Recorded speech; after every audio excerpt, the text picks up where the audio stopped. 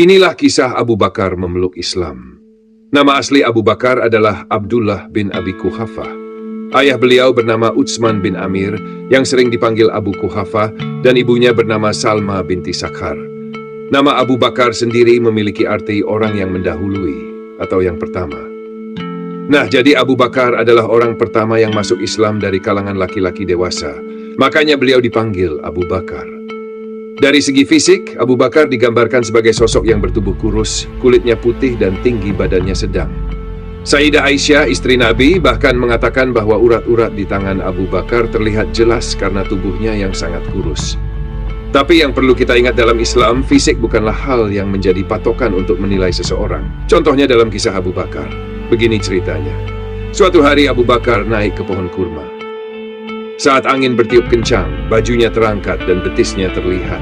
Beberapa sahabat pun sempat tertawa bukan untuk mengolok-olok, tetapi karena terkejut melihat betisnya yang sangat kurus. Melihat hal itu, Nabi Muhammad langsung menegaskan, demi zat yang ubun-ubunku berada dalam genggamannya, di hari kiamat, betis Abdullah bin Mas'ud akan lebih berat timbangannya daripada gunung Uhud.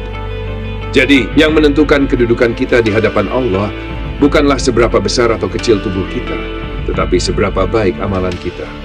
Abu Bakar radhiyallahu anhu berasal dari suku Taim, sebuah suku yang terkenal.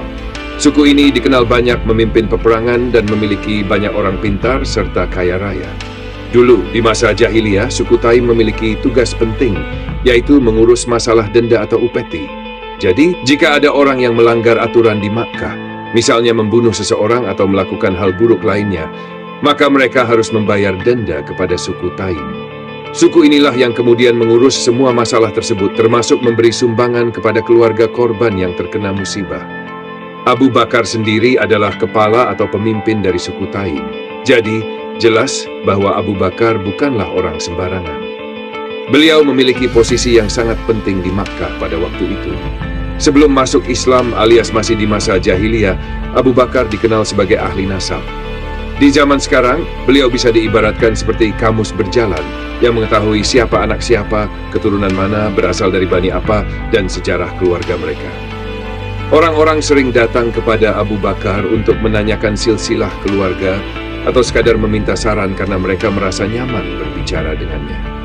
Abu Bakar juga seorang pedagang yang sangat jago dan kaya raya. Tempat tinggalnya cukup strategis, kalau diibaratkan sekarang seperti kompleks perumahan orang-orang kaya. Rumahnya juga dekat dengan rumah Khadijah, istri Nabi. Artinya Abu Bakar adalah tetangga Khadijah. Nah, karena mereka bertetangga, persahabatan antara Nabi Muhammad dan Abu Bakar mulai terjalin setelah Nabi menikah dengan Khadijah. Dari situlah mereka saling mengenal lebih dalam. Selain itu, Abu Bakar sangat dermawan. Beliau sering sekali berinfak tanpa takut kehabisan harta. Banyak orang yang ketika hendak berinfak berpikir, nanti kalau uangnya habis bagaimana? Tetapi berbeda dengan Abu Bakar. Beliau terus-menerus bersedekah tanpa khawatir miskin. Mungkin karena hatinya yang ikhlas, bisnis dagangnya pun semakin berkembang. Sebelum Islam datang, Abu Bakar hidup di tengah masyarakat yang gemar menyembah patung. Tapi uniknya, Abu Bakar sama sekali tidak pernah ikut-ikutan. Suatu hari, karena penasaran, beliau mendekati salah satu patung dan berkata, "Aku lapar, tolong beri aku makanan." Namun patung itu hanya diam.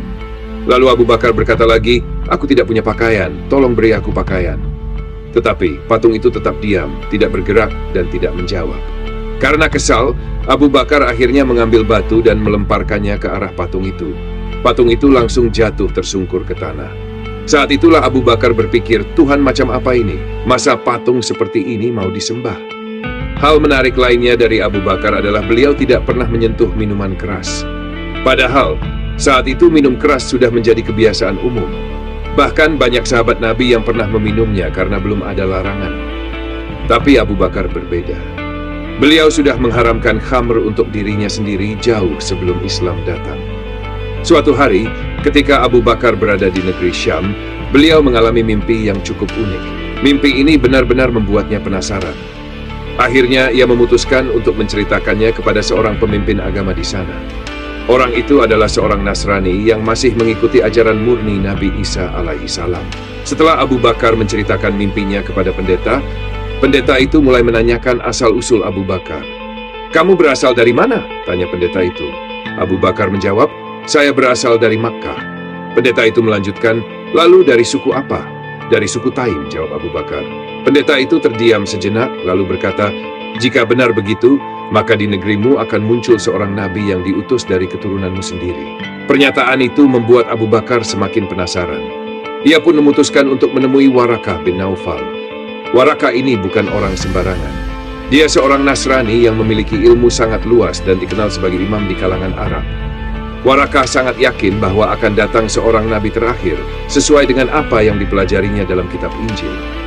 Saat bertemu dengan Warakah, Abu Bakar langsung bercerita panjang lebar tentang pencariannya, tentang mimpinya, dan tentang kabar mengenai nabi yang akan datang. Warakah mendengarkan dengan serius lalu berkata, "Orang yang engkau cari itu memang benar akan datang." Perkataan Warakah semakin menguatkan keyakinan Abu Bakar, karena informasi yang diberikan Warakah ternyata sesuai dengan apa yang dikatakan oleh pendeta sebelumnya, padahal mereka tidak saling mengenal. "Wahai paman, apa yang akan disampaikan oleh nabi itu nanti?" tanya Abu Bakar. Warakah menjawab, "Dia akan menyampaikan apa yang diberitahukan kepadanya, yakni wahyu langsung dari Allah Subhanahu wa Ta'ala melalui malaikat Jibril." Tak lama setelah itu, Rasulullah Shallallahu Alaihi Wasallam menerima wahyu pertama di Gua Hira. Setelah peristiwa yang penuh kejutan itu, beliau pulang ke rumah dengan tubuh gemetar. Sesampainya di rumah, beliau langsung bercerita kepada Khadijah, istrinya yang selalu menjadi pendengar setia. Khadijah yang bijaksana tidak tinggal diam. Beliau segera menemui Warakah bin Naufal untuk memastikan peristiwa yang dialami suaminya. Warakah pun membenarkan bahwa Muhammad benar-benar telah menerima wahyu dan akan menjadi nabi terakhir. Namun, tak lama setelah itu, Warakah bin Naufal meninggal dunia sebelum Rasulullah mulai berdakwah secara terang-terangan.